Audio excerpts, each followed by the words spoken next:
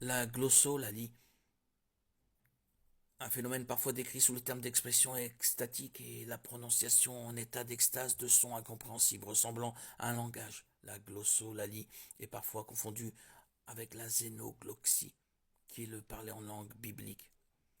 La différence est cependant que la glossolalie revient à parler une langue inexistante, alors que la zénoglossie est la capacité de parler couramment une langue qu'on n'a jamais apprise.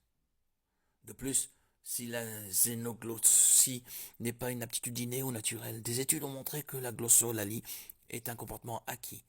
Des recherches menées démontrent que la glossolalie s'apprend facilement par de simples instructions. On a découvert aussi que des étudiants pouvaient parler en langue en l'absence d'indicateurs d'un état de transe ou de comportement lié. Une autre étude menée avec 60 étudiants a montré qu'après avoir écouté un enregistrement de glossolalie pendant une minute, 20% des personnes testées pouvaient imiter avec précision ce qu'ils avaient entendu. Un chiffre qui passe à 70% avec de l'entraînement. On peut observer des cas de glossolalie pratiquement partout. Les religions païennes du monde, comme le chamanisme soudanais, le Shango des côtes ouest africaines, le zor éthiopien, le vaudou haïtien et les religions traditionnelles des peuples autochtones d'Amérique du Sud et d'Australie sont obsédés par les langues. Les murmures et baragouinements interprétés comme l'expression mystique profonde d'hommes saints sont une pratique ancienne.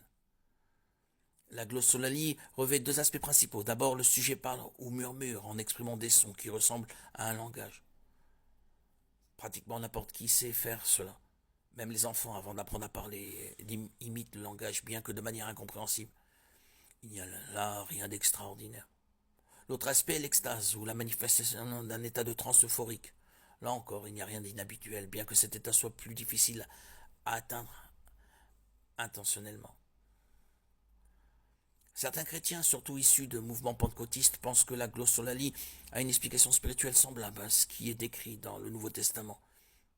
Ils croient que l'objectif principal du don de parler en langue est de manifester l'onction du Saint-Esprit comme au jour de la Pentecôte, acte 2, ainsi que l'avait prophétisé Joël, acte 2, 17.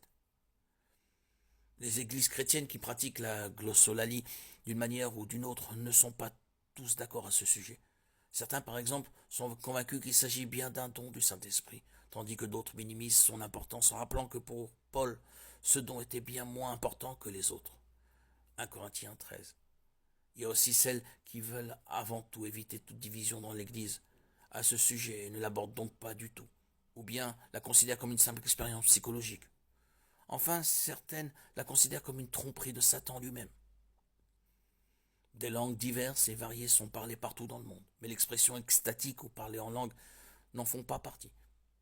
Il s'agit plutôt d'une profusion de cris, sons et exclamations dans la confusion la plus totale, si bien qu'il est tout simplement impossible d'affirmer que, comme à l'époque de l'Église primitive, nous les entendons chacun dans notre propre langue, notre langue maternelle. Acte 2.8. Pour résumer, la pratique de la glossolalie ne correspond pas au don biblique du parler en langue. L'apôtre Paul a dit clairement que ce don était d'abord un signe pour les incroyants destiné à l'annonce de la bonne nouvelle de l'évangile de Christ. 1 Corinthiens 14, 19.